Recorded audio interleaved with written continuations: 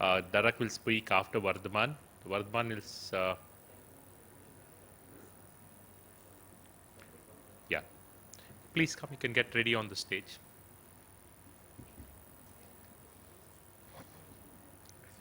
Vardhaman has his own center, trained in Greece and US. He does refractive surgery, cataract, and cornea. So he's To speak about group practices, how to start about finances, how to have research in refractive surgery, also which can be financial viable, which will be dealt with by Dr. Rohit Shetty. To begin with, what I'm going to talk to you about is if you want to venture on your own into a private refractive surgery practice, then what are the nuances and what is my personal journey into this. So just to give you a small background, I'm Dr. Vardhaman Kankaria. I practice in Pune. Me and my wife, we started with a center called as Asian Eye Hospital about 5 years ago at Pune.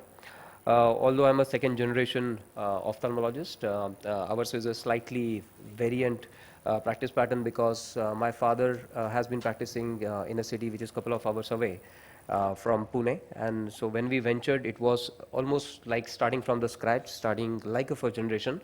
But we were sure that we wanted to start in a state-of-the-art facility, and my passion has been refractive surgery, and that's why we wanted to actually delve into everything in refractive procedure. And I'm going to just talk to you about my experience in this. So what does it take to break into refractive surgery into practice? It is very important that you have a vision correction mindset. So I think this is something which is quite different if you are practicing cornea or retina or glaucoma, because the pathology-driven subspecialties, they work quite differently than the refractive subspecialties, where your sole aim is actually give them the best possible vision and giving them absolutely the best quality of vision at the same time.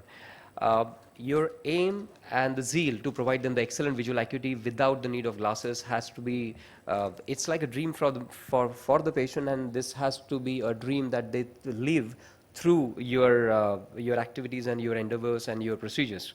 It is also important that you understand that it's not only 6 by 6 which is important, but it's also achieving 6 by happy, which is the crux of the refractive procedure. And it is also a matter of psychology that is also involved with the objective results. Dr. Rohit has done a lot of work in this regard, and the investment of time and resources is crucial as well. So I'm going just going to take you through maybe about top 10 pearls in this regard if you want to start on your own private refractive practice. The first is that you have to be sure that you learn the science and the art. As much as the science that refractive surgeries, it's also the art, and it is also important that you understand that you have to be trained very well. It is important that you give enough time for you to get trained. I'm not a proponent for very short 3 days, 1 week, 2 weeks courses that go around, especially for LASIK surgeries. Because if you want to be truly a refractive surgeon, then you should become an end-to-end refractive surgeon and not only a LASIK surgeon. And if you want to be an end-to-end refractive surgeon, it is important that you actually are proficient in cornea or cataract subspecialty as a surgeon, understand ophthalmology very well, and spend at least a year in a refractive centric fellowship. So when you spend that kind of time, you understand not only the selection of patients, whatever different technologies are there, when to apply and when to choose what kind of technology that suits the patients to give the best possible outcomes, but also to manage complications. Because refractive surgery, although seems easy, of course there are going to be patients who will end up in complications, and you should be able to handle them very well, including smallest things such as dry eye to things such as ectasia. You should be able to identify them in time and treat them also accurately and scientifically. When you are actually well trained and when you want to really delve into the putting up your own refractive practice, it's important that you understand the finances, because I think compared to any other subspecialty in ophthalmology, refractive surgery is most investment centric and investment prone. It is not only the investment that you do at the beginning of buying the equipments, which involves your excimer laser, your diagnostic setups, but it is also the finances that you're going to require to sustain some amount of marketing, and more importantly, sustain maintenance of the equipment for the future. So it is important that, for example, when you begin with, you understand that in the future you are going to have requirements such as CMC for the instruments. I'll just give you a small example. In one of the clinics in our other center, when we had bought a brand new Alcon EX500 laser about 5-6 years ago, uh, within 1 year, we had the laser head went away. So the cost of laser head itself is quite prohibitive. It can be in the tune of 35 to 40 lakh rupees. But because the equipment was under CMC, fortunately, there was no big loss to the center. So it is very important that you understand this very well. This is one of the equipments that you don't want to take a chance with. So always keep your equipments either in CMC, definitely under AMC, and you have to keep your finances for that as well. So you have to understand those things in details. When it comes to the finances, of course, because now you have so many technologies available to you, you have to decide what should be your starting budgeting point. If you want to start with only the eczema laser to begin with, or you want to go with an end-to-end with, let's say, LASIK, femto, and SMILE kind of situations, and probably Contura. So if this is the case, of course, the investments are going to be quite prohibitive. But one of the advantages of doing this is that very early on, the patients have now access to the information, and they understand what are the centers which have all the technologies together. They typically want to go to a center where everything is possible. They don't want to go to a center which is probably more reasonable but have only LASIK available to them. So I think if you have probably a possibility of having a group practice, then that makes it much more easier. But if you want to do it on your own also, of course, this is one of the things that you have to look at. It is also equally important that you invest in your team. Your team has to be speaking your own language, because in refractive surgery, the patients go through a set parameters of checkups. They undergo, let's say that if they undergo an optometry checkup, a dry eye checkup, a refractive pentacam scans, their epithelial mapping, and the retina checkups, and then the patient comes to the refractive surgeon for the final decision. So at each points, the patients are actually, we have seen in our experience that at each point, patient do ask the patient, the technician or the optometrist who is evaluating them about which technology is the best, what he should undergo, is he a good candidate. So basically, it is very crucial that your whole staff understands what technologies that you have, in what situation you choose what kind of technology generally, but of course you have to tell them that they are not supposed to speak to them in terms of the final scientific decisions and stuff like that. But they have to talk in very positive and encouraging language. For example, if the patient asks them, am I a good candidate? If the optometrist has been taught that the refractive area is less than -8, the pentacam looks more or less okay, the dry parameters are okay, he can positively tell him that, sir, it seems to me that you are a good candidate, and we have all the possible technologies available to us. So you have to meet the chief refractive surgeon. He will tell you which technology will be the best suited for you. So this is the way that it is important that every single point, the same language is spoken, including at your reception desk. So this is something that is very crucial if you want to create a team, and the team actually has the same goals as what you have. Again, refractive surgery, as compared to any other subspecialty in ophthalmology, is a bit marketing driven. You will hardly see, I think, for retina or for glaucoma, that people are putting up billboards and advertisements. But in refractive surgery, you have seen that this probably happens.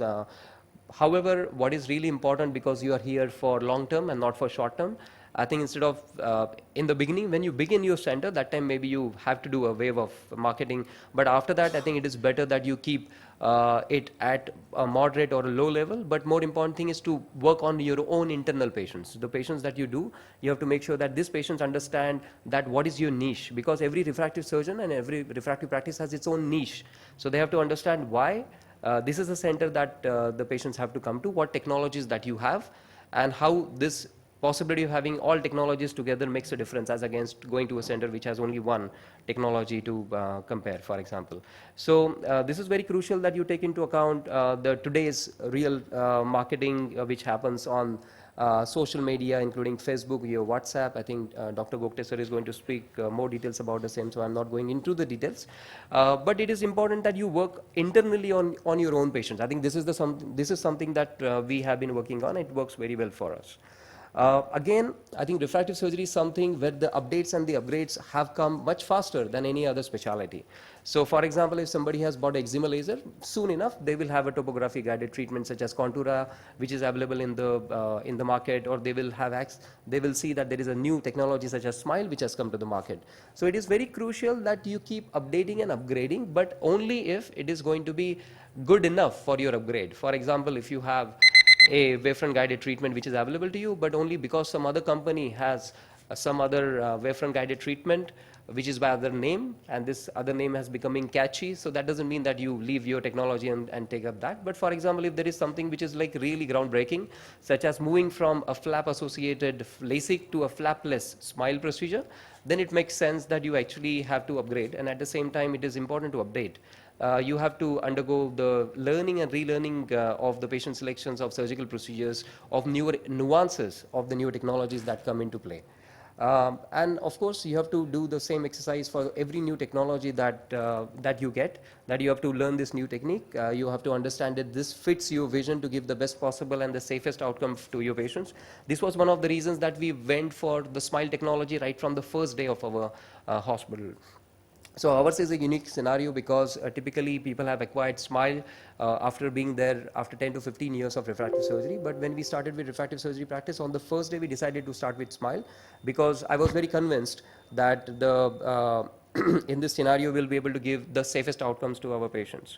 It is very important that you keep a premium environment and service to the patient. What does that mean? Is basically when the patient comes to you, the patient has to be seen in priority. So we have a different kind of appointment for them, which is called as express refractive appointment. So when they come to us, they're set up in different schedule of appointments, and I see them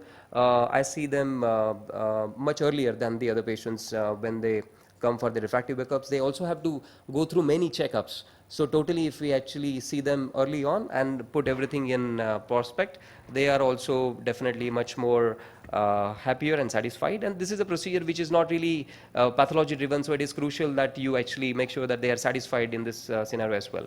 I think one of the last points I want to make is don't hesitate to reject patients, because there are a lot of patients who are not suitable for refractive procedures. In refractive surgery, as we have seen, it's an investment centric branch. So it is natural that you have invested a lot, and it is also natural to think that you have to get the investments back. But if we are here for long term and not for short term, as we have discussed. So it is very crucial that we don't operate on any patients who has even a single contraindication for corneal refractive procedures or any other refractive procedures for that matter. So for example, some people may be, if you are a trained LASIK surgeon and if the patient is an athlete, so you know that it's a contraindication for LASIK, you better do a smile or a surface ablation for them. So if you don't do it, then probably you can refer the patient to one of your colleagues or ask one of your colleagues to do the procedure. So basically it is very crucial that you choose the best procedure for the patient and reject whenever it is required. Slow and steady growth is what is really crucial, and again the same thing is that your own professional confidence and your professional commitment in learning new technologies and updating is what is going to be a long-term goal. So again, the last point is you are here for long term, so don't look for shortcuts in terms of your training, in terms of your investments, and also in terms of your technology that you choose. So building a successful refractive practice is a dedicated and it is a part of a dedication and hard work. It is important that you acquire the skill and expertise which is required for that. Don't go for shortcuts, go for long-term fellowships if possible. Determination and courage to put up financial, let's say, investments is crucial in this subspecialty. And of course, it is important that you try to beat patients' expectations, because here the patients have a lot of demands and it is not easy to only satisfy them. You have to look at surpassing their expectations in this regard, and it is a teamwork. So you have to have the best form of your optometrist, your customer care, your engineers who have to work in tandem to give the best experience to the patient. And of course, if you want to be very successful, of course, you do require a sprinkle of luck, and I think the luck favors the brave, as we know. So I would like to thank you for your kind attention. We have recently completed 35 years of refractive surgery as a whole for our family. Started from 1985 with RK to 2020 now with Smile. Thank you so much for your kind attention. Thank you.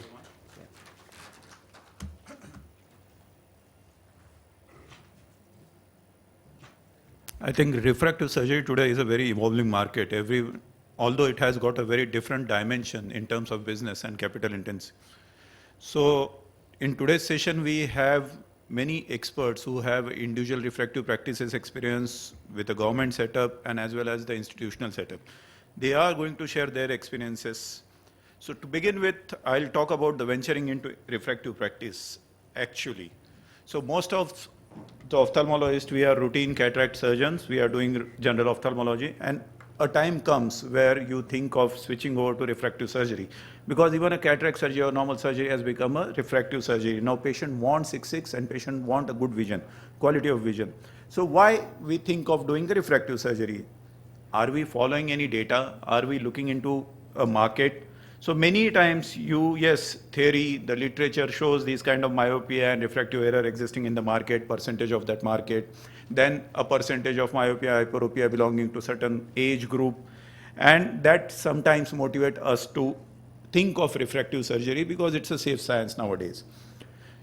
So question comes to mind, should I enter into refractive practice? Second is, do we have sufficient resources to cater that? Should I invest alone or in the group? We are going to cover all these points through all the speakers. Will I earn from the refractive practice or will it be a liability on my head? Because we come across many centers. So you require good experience, experience about the clinical practice as well as the investment. It being a capital intensive, this machine requires a lot of maintenance and a lot of investment along with the recurring cost also, as Vardhaman rightly said. So if you are thinking in terms of earning from refractive practices, you have to keep certain things in your mind. Should I enter into refractive practice? Like I am solely into refractive practice. So if you love refractive surgery, then no doubt all the questions are irrelevant. You just enter into refractive market, study well and get into it. But if you have an ambition, you are a successful cataract surgeon and you have an ambition to cater to the community, or if you feel that yes, you have to provide all the facilities to your patient, you have to be in a market, you have to upgrade yourself and to make more money, then probably you can still go ahead understanding and risk as well as the plus points of the refractive market. So in practice, you have to calculate how much population is existing in your area, what population you are catering to, what is your cataract practice, what are the, say, number of IOL or say high-end surgeries you are doing, and how many refractive surgery centers are already there in your area. Again, you have to consider the socio-economic state. Going by the budgeting approximately, which again, say Dr. Goktev is going to cover, but the average space required for LASIK machine and diagnostic anywhere ranges between 600 square foot to 1000 square foot. Maybe then the choice remains whether to own it or rental. Interior works, again the accessories like air conditioners, dehumidifier and other accessories are cost of LASIK machine. Average cost of new LASIK machine anyway will cost you around 2.5 to 3 crore. Again a microkeratome cost plus the diagnostic, whatever you want, right from any topography to any high-end pentacam. Even refurbished machine you can think of, but it has its own pros and cons. In spite of investing this much, you have a blade cost ranging from 3,000 to 4,000, general consumable cost required for the surgery, and some machines have a treatment card. Most of the sophisticated machine you go for has a treatment card for their customized treatment. So you have to take into consideration all these areas. Thereafter, additional burden of 5 to 6 lakhs per annum is the AMC or CMC cost. You have to keep in mind the wear and tear of microkeratome. Simultaneously, refractive is the market where you have to consider or think of marketing yourself and your center for that, staff salaries. So considering all these, one has to think what is my basic cataract practice, how much niche IOL I am doing, what is my average cataract surgery, how much I can incorporate from my cataract surgery to refractive surgery in my initial stage. Many companies, they do lens bundling so that to bring the cost down of that basic package or basic machine. And lesser need to a market as good patient base, if already is there, again the marketing cost depends upon how much other LASIK machines are there in your area. So matter of debate whether to do individual or partnership, probably that thing is going to get discussed in later session again. So yes, there are advantages of partnership so that your liabilities are shared, you can achieve a certain number of cases and everything.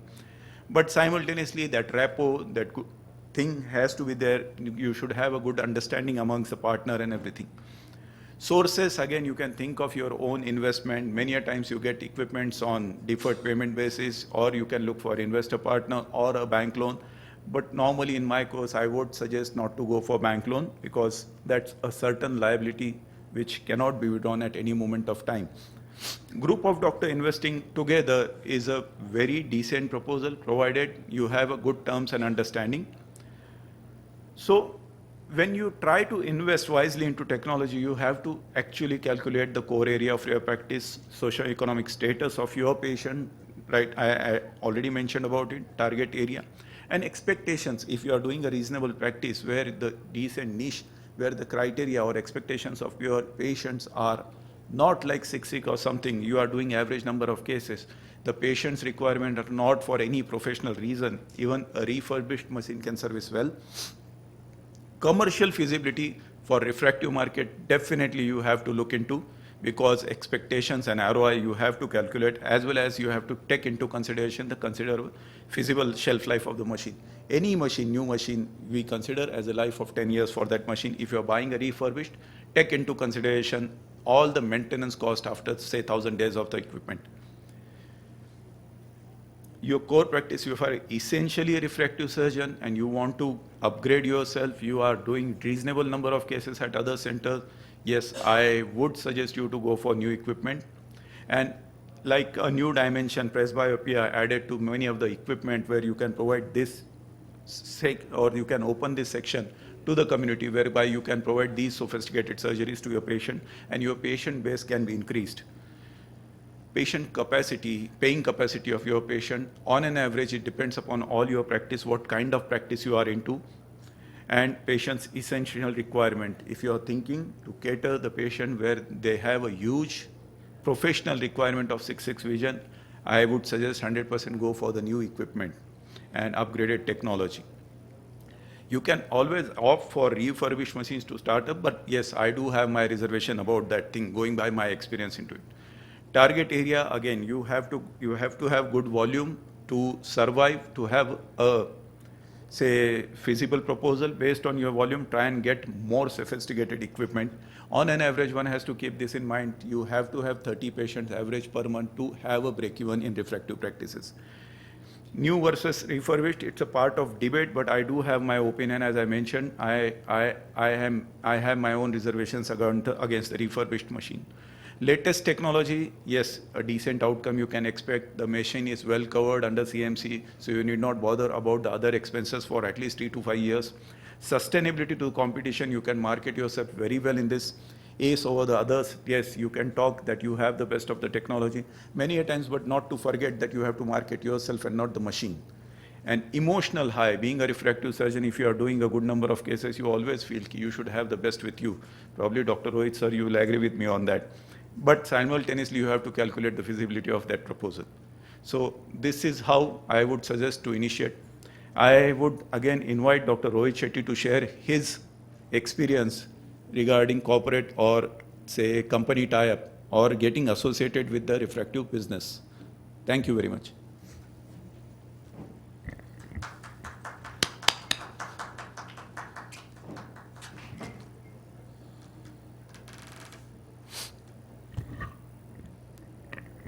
At the onset, I'd like to thank Dr. Amrish sir for this very nice designed session on refractive surgery.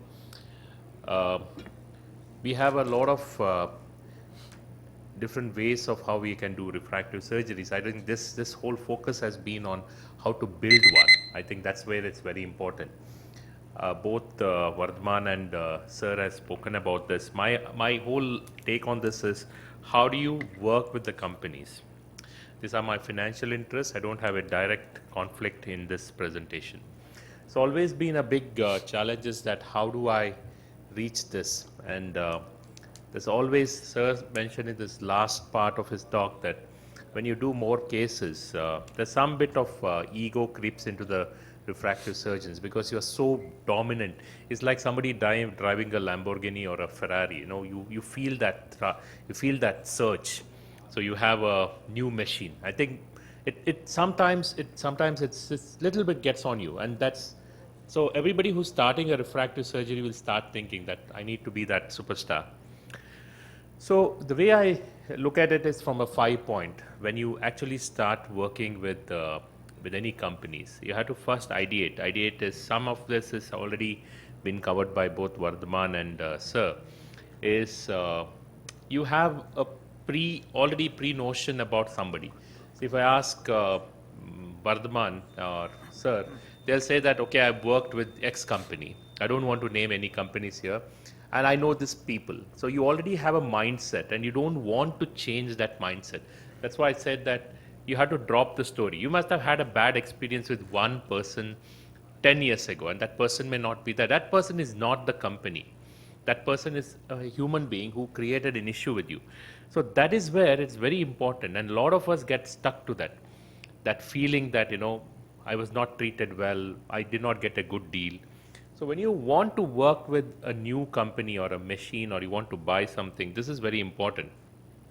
Because there are a lot of thought processes which goes in your mind, and that sometimes clouds your decision. That's why I want to bring this concept. It's called Socin. Socin is a concept which is very important for a lot of people when you buy.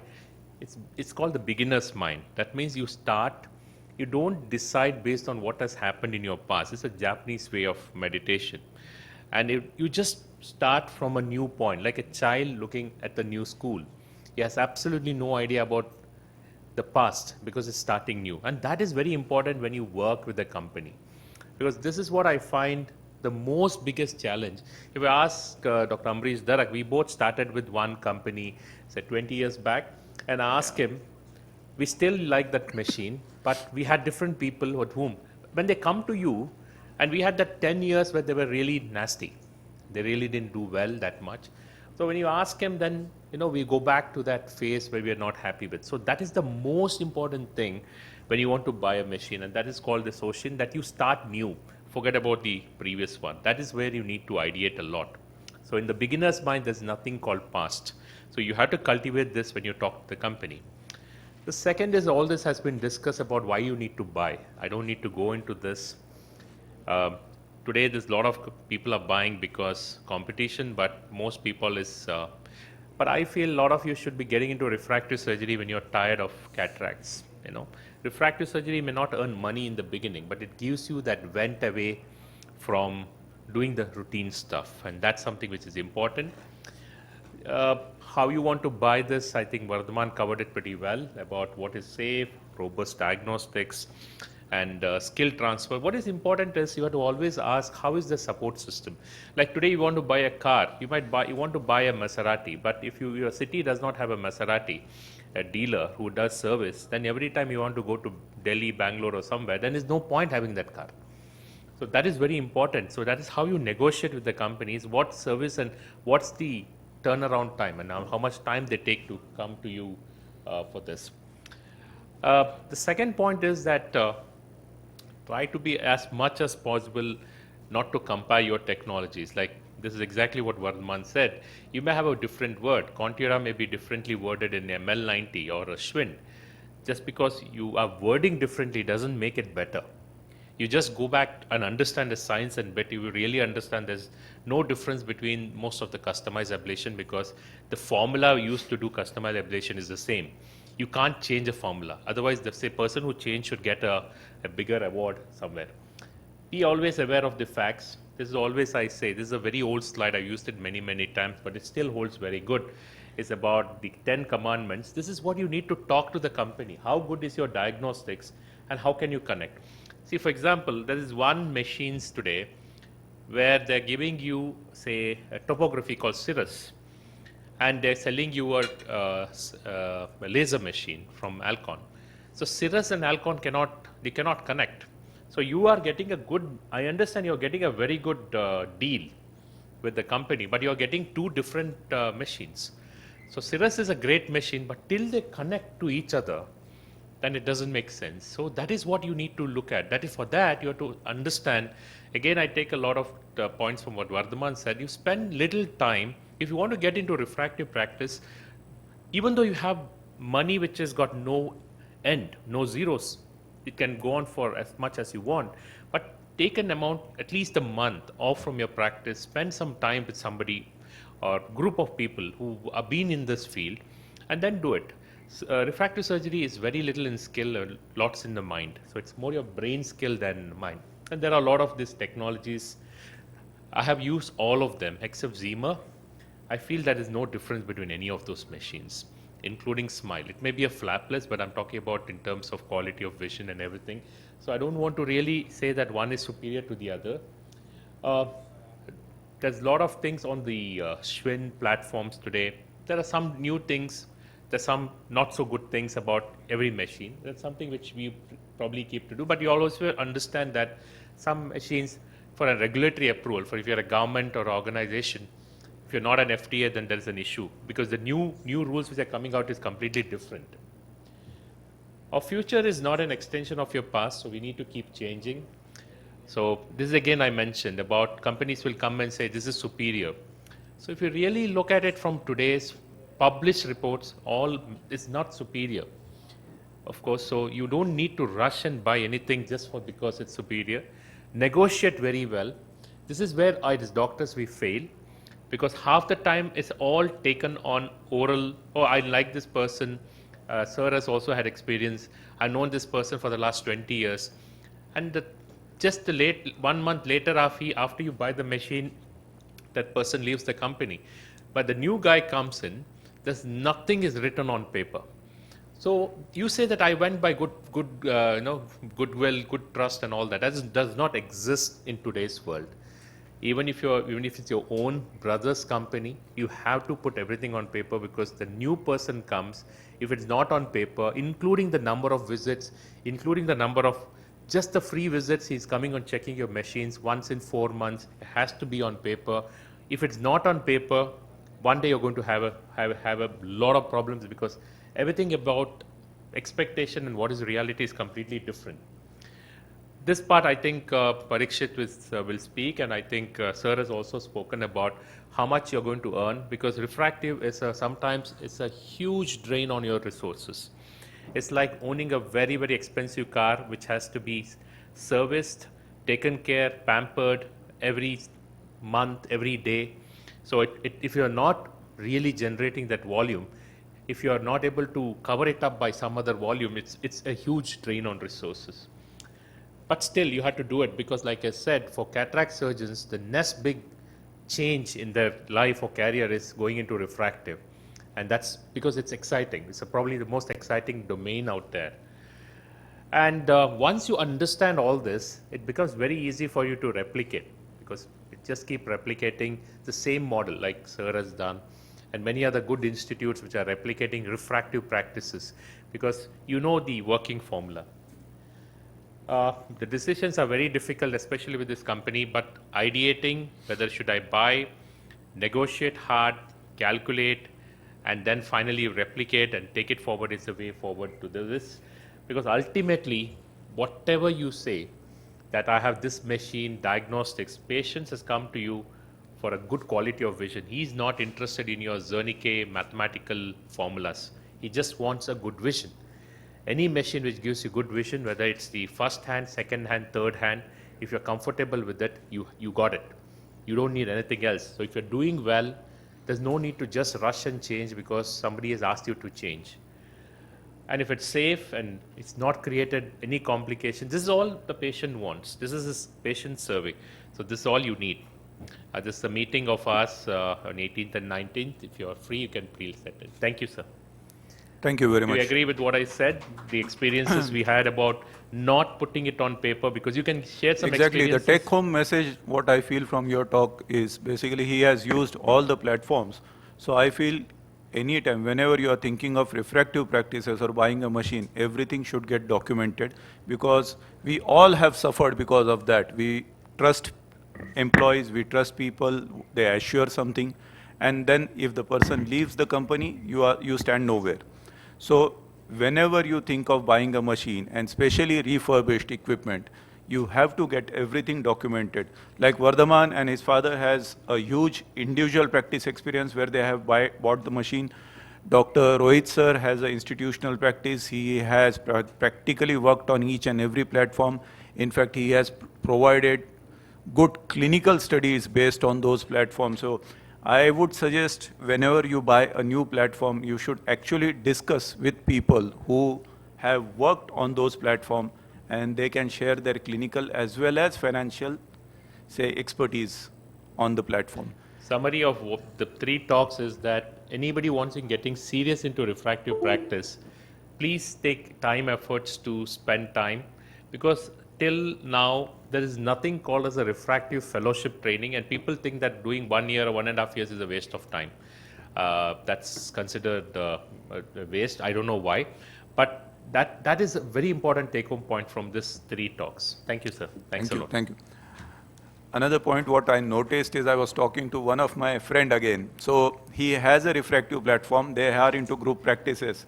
But the thing he mentioned, he is a good volume cataract surgeon, and many a times the surgeon who are doing decent number of cataract surgery won't find it feasible to spend time with your patient to convince him to go for refractive surgery.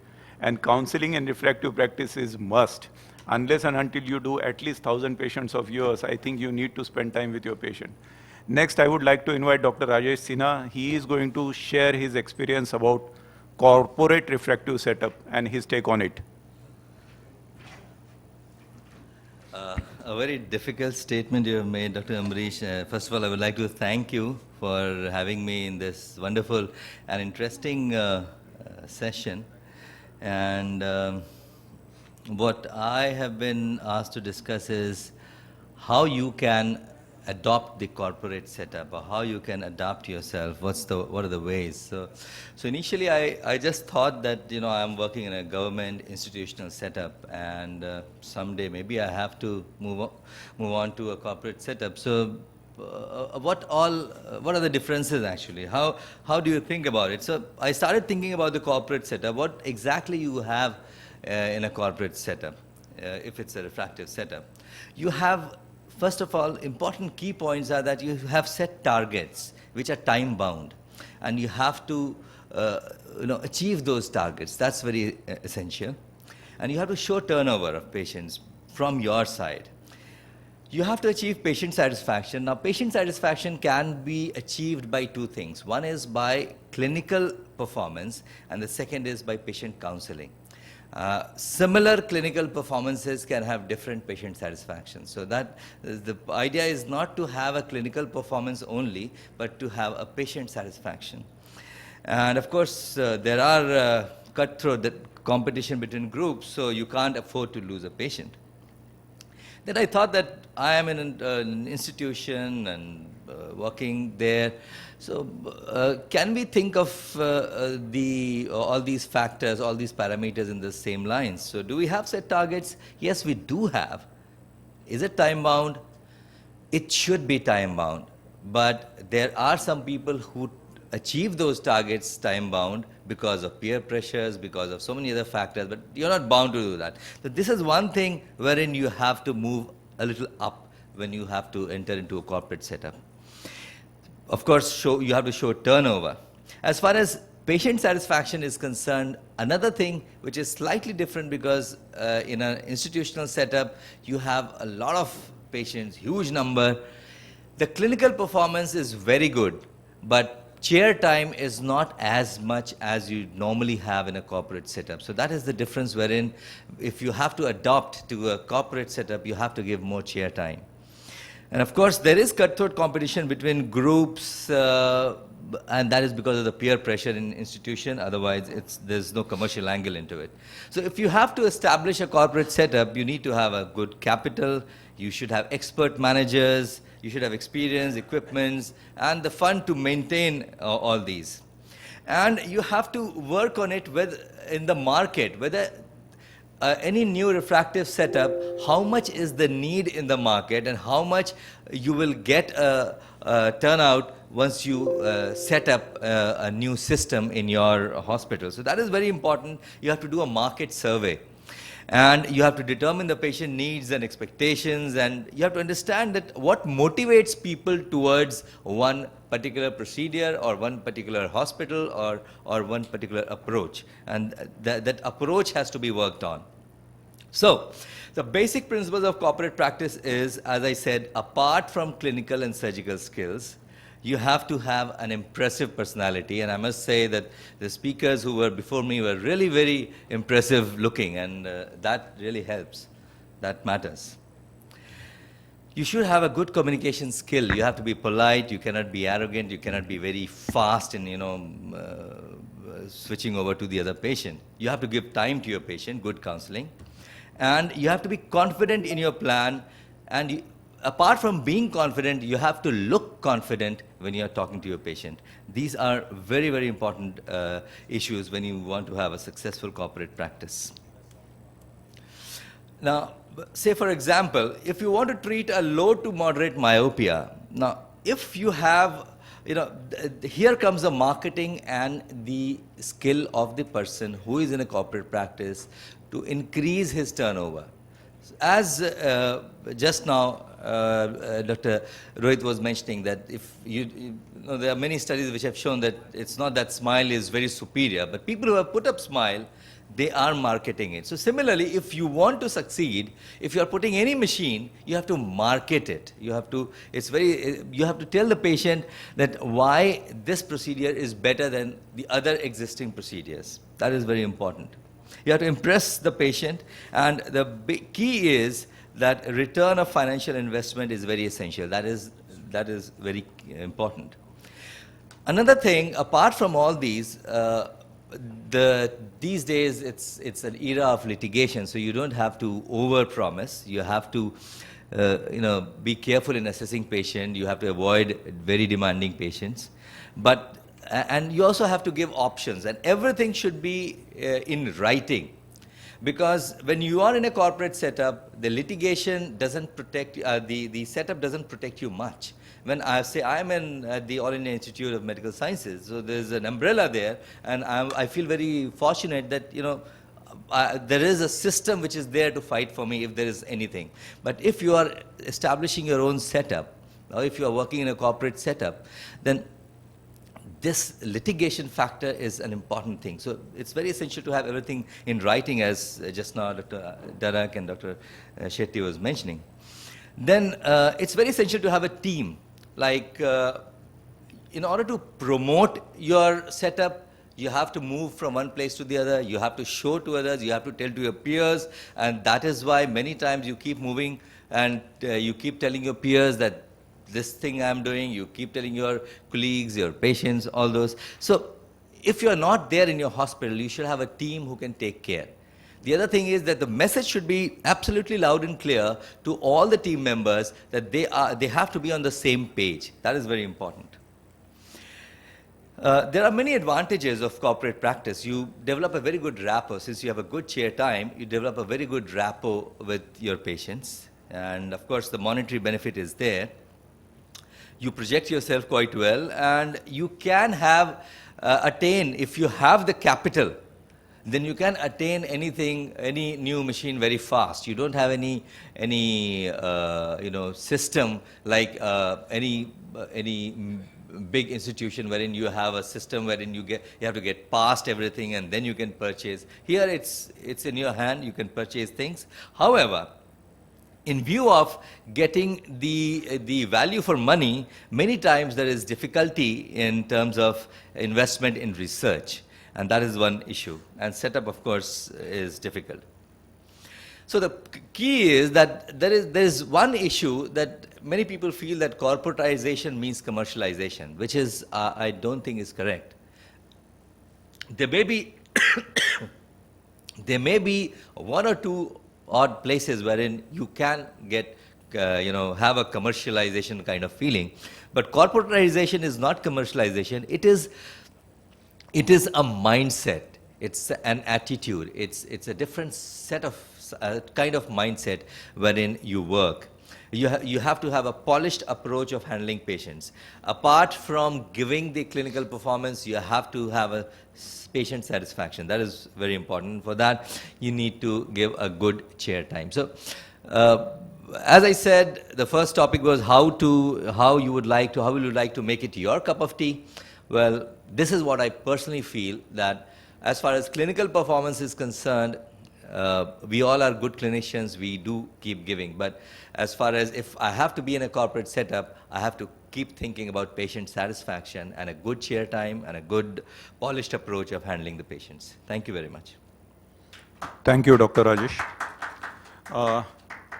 Dr. Shruti and Dr. Mukesh are not there, so we tried our best to incorporate their talks in our talks itself, and basically we'll have a good time to discuss on that part also.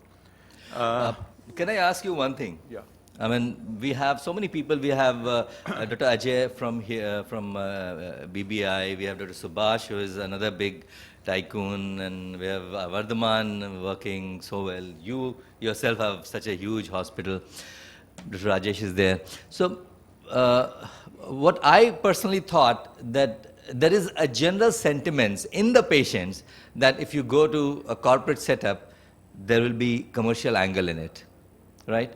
And I personally don't believe it. I personally feel it is that there may be one or two places, but majority they have they spend more for the chair time and for managers, for people who are involved in counseling of patients, and perhaps that, I mean, you have to do the break even of your investment, so perhaps many times the cost increases. But most of you, I personally feel, is that the approach will be the same to get the best for your patients. So in clinical practice, do you encounter patients who come to you and tell you that you are charging more than some other place, maybe that's a government organization or maybe some other institution? Do you face such problems in your setups? Yes, we do face this problem, but again, it depends how do you market yourself. Yeah. And second thing, it depends what kind of practice you are into. Because all these years, probably I was into a niche practice where I was catering to say 10-15% of the community, where money doesn't matter, but they many a times, being a IT hub, we come across patient will come up with literature, the patient will come up with they will consult Dr. Google and come to you. And they are fascinated by the technology. So if you have a good setup, as I said, I won't prefer a refurbished machine, even if I want to start my refractive practice. So in that case, yes, you should upgrade yourself, and I don't think, as far as refractive practice is concerned, patient is much bothered about the price factor, because many a times those who want to go for refractive surgery will look for the technology. Latest, patient has a fad for this latest thing, and that's how company market for themselves. So recently, if you have seen in last 5-7 years, before that, maybe a hospital or a private practitioner was say doing advertisement, social media and everything. But if you come across, you board any flight, you will find, say in-flight magazine also, you will find advertisement done by many of the corporates regarding refractive. Someone will come up with Smile or Contura or anything. So 5-7 years before, this scenario was not there. But now, since everyone wants to get into latest thing, yes, they got the opportunity to market themselves. And in a way, it helps to certain extent where you are holding that particular platform with you. Just one more thing I would like to ask you all, since you all are in private sector and practicing. As far as advertisement is concerned, is it okay to advertise if you name your hospital, like in general, like you have named it as Vision Next? So advertising Vision Next will not be a much issue, but suppose you make Darak Eye Hospital. So will there be a difference as far as legality is concerned in advertising Darak Eye Hospital versus Vision Next? As far as Darak Eye Hospital is concerned, you can't advertise. Okay. If you are a proprietary concern, you can't advertise. It's not legally correct. But if you are a company, if you are a LLP, or if you are a trust, you can surely advertise yourself. Okay. So you can advertise in the name of trust, you can advertise in the name of your company, you can advertise in your name of your LLP, whatever. But Okay. as far as the proprietorship is concerned and doctor's name, you can't practice that way. Vardhaman wants to say something. Yeah. Can we have the mic for him, please?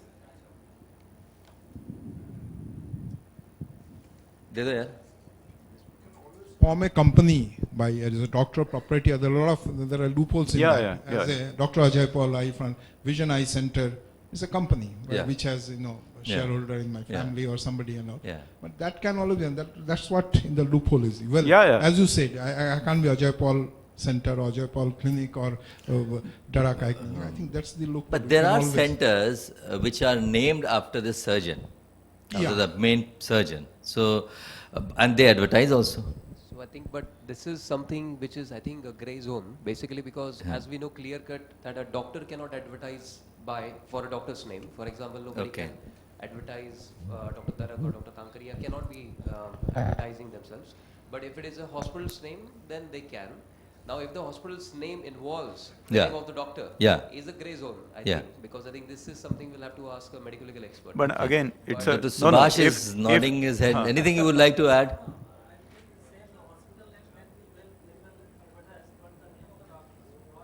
No, if it is, yes, like say if it is a Dr. Darak Hospital Private Limited, they can advertise. Okay. Okay. So this is one message that I really wanted to give to all, and I wanted to have your opinion also, because this is something which I always have this opinion that we cannot advertise like if I make a Sina Eye Center, so I cannot advertise that. But if I say Vision Center or Vision Next Part 2 or whatever, so then I can advertise that. I mean, is that the message? Again, I think that's again, Yeah. yeah. I think Okay. that is proven. Okay. Again, it is something like doing a constitutional change kind of thing. It so there are set rules which you can't change. No, but there's a gray zone also. Yeah, I think. Of course there is a grey zone. If it is a Darak Hospital or Kankaria Hospital or something else. So, So basically that is Kankaria a- Hospital Private Limited you can write, and but Yeah, there are yeah, many you can hospitals do. which have not written private limited. Correct. So I think it is a grey zone. I think this particular thing is a grey zone. But of course, it is only a pure generic eye hospital's name. Then they can advertise for eye hospital. But right now, I think with the current guidelines that they are trying to come up with as a new addition, because they want to also get the nursing homes and the trust hospitals under the umbrella of medical council. If they do that, then I think that will also not be possible in the future. But currently, it is possible. Currently, it is possible to advertise if it is a generic hospital's name. And now I think there are few bodies also which actually govern the type of advertisement you are doing in the newspaper. Yeah, there are advertisement councils. There are and other things advertisement also. council They'll and see- they keep close monitoring, and they'll means the autonomous on their claims own. and advertisements. They will send you notices and everything. Yes. And coming to the first question that you had about the Yeah. about the cost factor, Yes, per se, because this yes. is something which is very uniquely I have always discussed, because being trained in Europe and the US. Now, when my friends visit me in India, now currently one of my co-fellow from Professor Palikaris is with me for 6 months, and when he looked at the prices of the procedures, for example, a smile in my center is 1,25,000 rupees, where if you go to a European country, the same thing is done in 5 or 6 lakh rupees or even more than that. So when a patient comes to us and when they say that, okay, the cost of your surgery is more or less than the others, then the way we put it up is basically that the facility that we have is at par with the West. The equipments are exactly the same that you have in the UK and the US. The cost of the same surgery in Germany, if you want to do where the Carl Zeiss is from, is going to be 6-7 times more. So you are already given 70-80% discount on the global rates. So basically whatever rates are available in India, they are actually most reasonable. But this thing is always going to come. But I think one thing which I've learned over the time is that basically for every doctor, he creates his own slot. So basically you will see that there are people who actually are equally high volume surgeons on both, very high cost surgeons and very low cost surgeons. But at the same time, the patient who has undergone smile or a contura or a high cost procedure will always send you another patient which will undergo only that procedure. He will not send another patient who will go blade assisted LASIK surgery, for example. So it is the slot that we create when we begin, and I think that is something also that we have to keep in mind when we begin our practice, that what is the slot that you want to target and what is the mass that you want to target at the same time, because you have to keep your cost of surgery also according to that, something like this. And lot actually depends upon the demography and the social market there actually. I have I've been visiting to many places. So like if you go to Chhattisgarh, even a rickshawala will give you 50,000 rupees easily for the surgery. But a different scenario, if you go to Kolkata, probably wearing a glasses is a sign of intellectuality. So I think 10, 15 years, it actually didn't get promoted that way. LASIK Yeah, is not it matters, being, yeah. LASIK. Exactly. Yeah.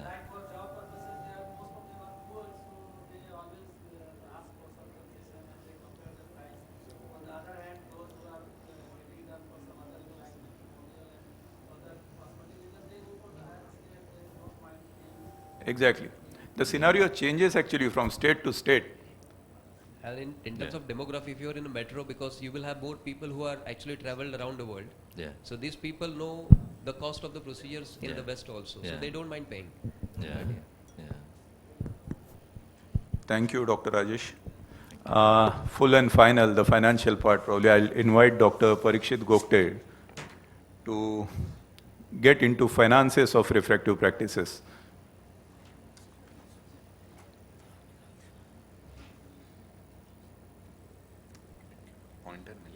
Yes.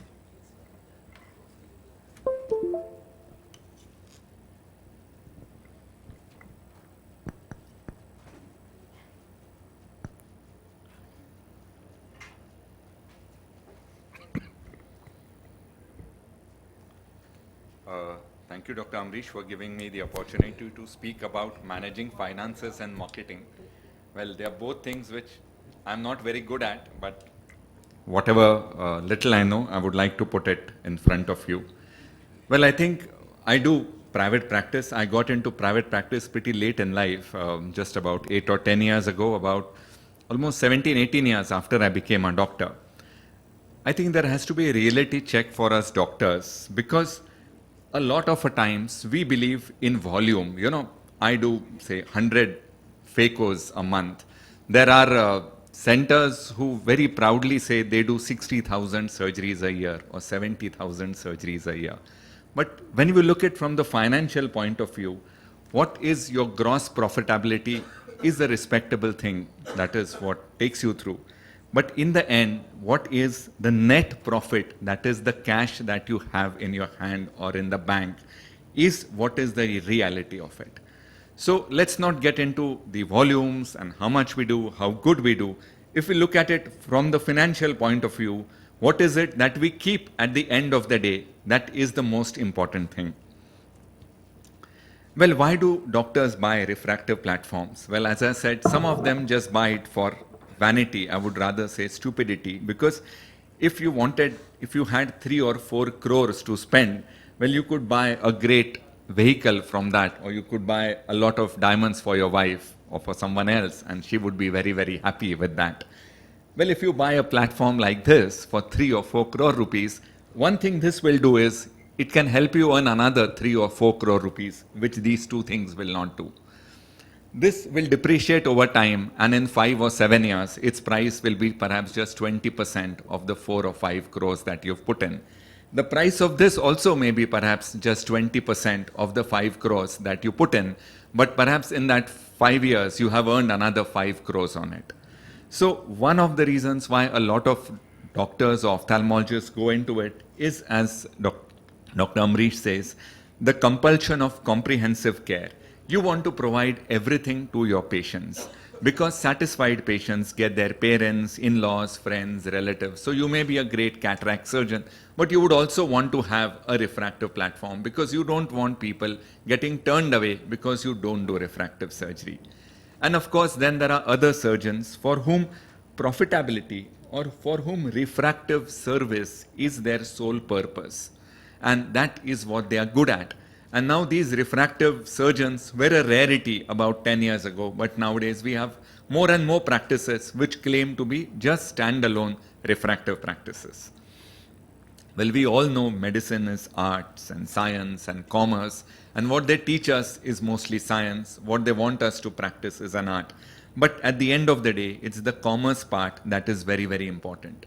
Not just in private practice, but even in a corporate setup, or even in an NGO setup, because your trustees or your donors will want to know how the money is going to be spent. So when we look at the costing of any procedures, we look at the fixed cost, the infrastructure, the equipment, the salaries, the variable cost, the co-management charges, or the consumables. Or they can be a direct cost for refractive surgery, the equipments, the consumables, the advertising, or the indirect costs, the salaries, the repair and maintenance of the infrastructure, the overheads. Now, Dr. Vardhaman has gone into most of this. We know it would take at least 4 to 7 crores to set up a decent refractive practice.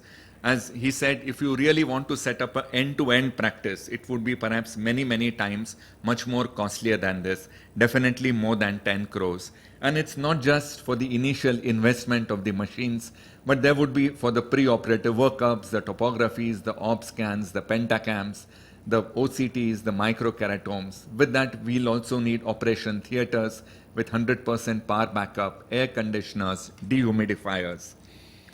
To this initial cost are, of course, the variable cost for LASIK consumables, blades, for customized treatments, you would have to pay the company. Again, for repeat pre-operative workups, for extra post-operative visits, again, there is a cost involved. Enhancement, you would give a guarantee for how long? 6 months, year. If a patient comes after 2 or 3 years, well, would you still do an enhancement for her just at no cost or at a very less cost? And of course, there are hidden costs also like this, because there is more chair time. So if you are somebody is a very busy cataract surgeon, it is time taken away from that practice. For post-op care and follow-up, these patients may come to us repeatedly, many, many times, and a patient that has been operated upon, well, has to be entertained and has to be looked after. And all that is also a cost that we have to factor in. As Dr. Kankriya said, the price of a refractive procedure, again, correct me if I'm wrong, Vardhaman, this is just from net. But we know it is many, many times more than in India, in the US. But like we had gone for a refractive seminar in Egypt, and there some of the LASIK surgeons do the surgery for less than $200. So I said, if you do it at such a less price, what is it that you get at the end of it? You know, you do not even cover the cost of the consumables that are going to be spent for that. Even if you reuse consumables, well, that's still risky and you may land into trouble, and which may become even more costly. So, but one thing is sure, the price of a refractive procedure all over the world is almost double to 4 times the average price for cataract surgery in that country. It's definitely more. Of course, nowadays, with the really high-end multifocal implants, the price may have become similar. But if you look at the average cost of a cataract surgery, then the average refractive procedure is 2 to 4 times more costlier. I just did, this is a rough back-of-the-envelope calculation. So again, correct me if I'm wrong. I just compared the profit of a cataract and a LASIK. A cataract, a monofocal lens, the highest end monofocal lens that would be charged in a mid-tier city versus a LASIK, again, a basic or a customized LASIK, again, in a 2-tier city, not what it would be in the top end of metros or the best of practices. In this, if a 40,000 is the price, it's almost the 14,000 is what is the profit. I use the word profit over here because I put in surgeon charges as different. Because many a times we surgeons are also owners, so then of course it would be 14,000 plus 8,000, which would be almost 24,000, because that is what you are earning. But then these two earnings are separate. One is the earning as a surgeon, which you are earning for your labor charges or your skill or your experience, and another is of course the profit that the institution itself, or like you said, the Darak Eye Clinic or the Kankriya Eye Clinic is earning because it is maintaining all of that. In this, again, the profit in LASIK is definitely much, much more. But then it would depend upon many things. If the price went down by 10,000, in cataract you would make less money, in refractive you would still make a huge amount of money. If the cataract price dropped by half, well, the institute definitely would end up making a loss, which would not be the case with LASIK. But again here, the depreciation on the equipment would depend upon how much the equipment is used for. So the more busy practices you have, the more volume that is there, obviously the profit is higher. In fact, volume we know reduces fixed costs of equipment and infrastructure. And at some of the busiest eye care centers in this country, their chiefs have said, I mean, as a confidential communication, their cost for use of a phaco machine is just 100 rupees for that surgery. when they are using a phaco worth almost about 25 to 30 lakh rupees. But that is, it's so much volume that it is being used for in those 5 years that per surgery, that is what the unit cost is. Of course, such kind of volumes at this point of time are not available in refractive surgery. But it just goes on to say that there is a huge amount of elasticity in terms of the pricing and therefore in terms of the profit for refractive surgery. Well, this profit or surplus is definitely more, but then it is more elastic, it depends upon volume, and volume can be difficult in a virgin market where refractive procedures are unknown, or even in a highly competitive market where competition drives down price. But like the earlier 3 speakers said, in cases of refractive, perhaps price is not that an option. And of course, like the more well-known you are, your walk-ins tend to increase, so you spend less on advertisement. And unfortunately in the refractive, the same customer does not need the service twice, unlike say in glaucoma or diabetic retinopathy. Even in cataract, you do one eye, they'll come to you for the other eye. If you do a LASIK and if they want to come again, they're not going to be happy customers. Well, advertisement was frowned upon, but we know it has come to stay. It's more needed in the refractive practice to increase awareness that such a service exists, and of course to differentiate us from our rivals and our competitors. It's an accepted norm in the Western world, and it is now becoming an accepted norm in India. Again, what to advertise to patients? Well, we all know that LASIK is a great return of investment for patients if they use contact lenses. Being specs-free definitely adds on to their convenience. The social stigma for marriage is gone. And in certain professions, I just have one slide, and certain professions, of course, demand unaided vision. Aviation, uniform services, competitive sports, the media, entertainment, and so people are willing for it. At the end, I would like just to conclude is how much to advertise, where to advertise, and when to stop tapering that advertisement is something that I don't think I am very good at because I have never been into it. But we do need advertising for a refractive practice. And at the end of the day, each refractive practice has to be considered profitable. It cannot just be an adjunct, and we cannot have institutes where a cataract volume pays for their refractive volume, because the refractive service has to pay for itself, has to pay its owner or the surgeon that owns it. So once more, thank you for giving me this opportunity, and thanks to Dr. Amrish who's taught me refractive surgery. Thank you. Thank you, Dr. Parikshit. I think we still have 5-7 minutes for discussion if you have any.